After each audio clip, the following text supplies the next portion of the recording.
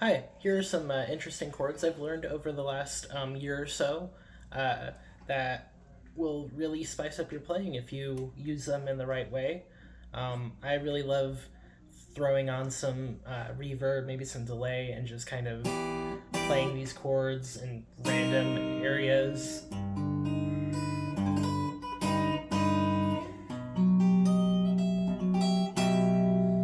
Just kind of playing whatever sounds or feels good. I find these chords really fun to play, like just the shapes are really fun to hold. Maybe I'm weird in that I gravitate towards certain chords based off of how they feel to play. But anyway, so the concept I essentially got from Alan Holdsworth, who is or was a amazing jazz fusion guitarist, who used really whacked out chord shapes in pretty much all of his music. But so it's like stacked fifths or stacked intervals. So you have like a fifth up here or down here, and then fifth up there. And it's essentially like a power chord on the low two strings and then a power chord on the top two strings, but one fret separate. And you can do that with the low two, the A and D strings as the low chord, low power chord. And you can kind of move between them.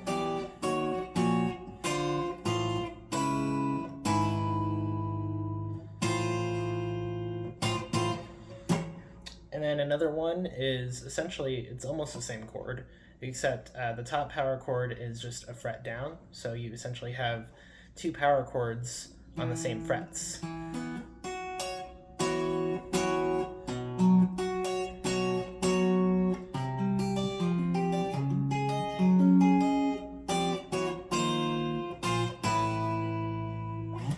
And then you get to some weirder ones, which are more difficult to play because of the fret stretches.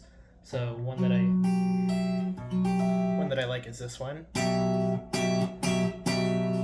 So you have a fifth in the low two strings, and then you have a sixth in the top two strings. Again, this note is one fret down from the top chord.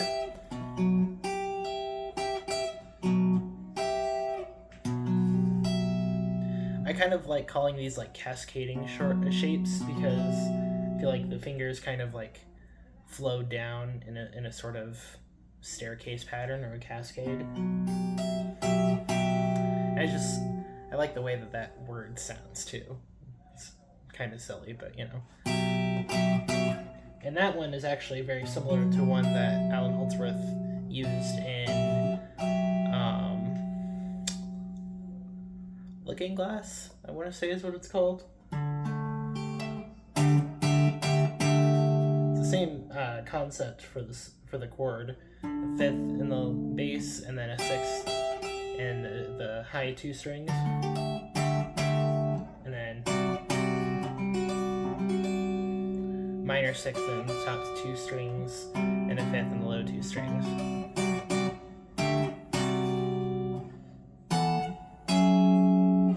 Something like that.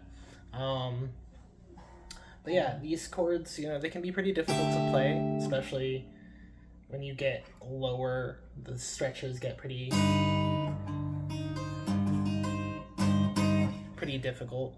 And I also find that playing them without a pick is pretty much the only way to do it. I mean, you can strum. You can use a pick and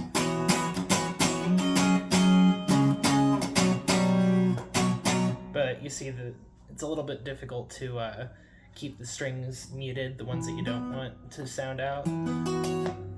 And you could do like hybrid picking, I guess.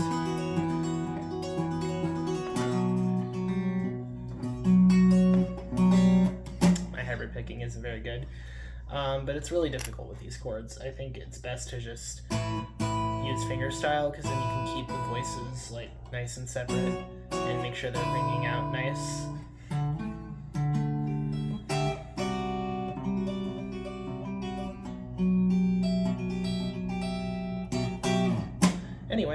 So yeah, I hope I didn't ramble too much, and that you can actually use these chords to make something nice. Do find that these chords work even better with reverb. I mean, everything sounds better with reverb, but just as an example.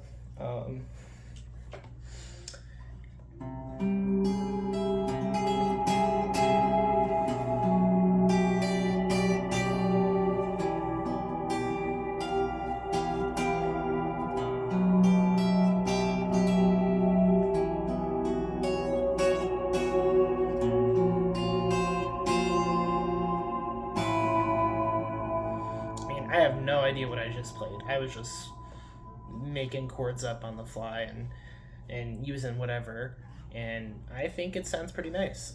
Reverb just definitely adds to that, but even without, I think these chords just sound really good on their own.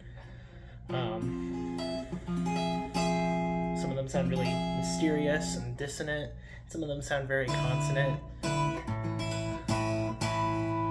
And it's up to you and your ear to decide if you like them and how you want to use them. But yeah, anyway, have a good one.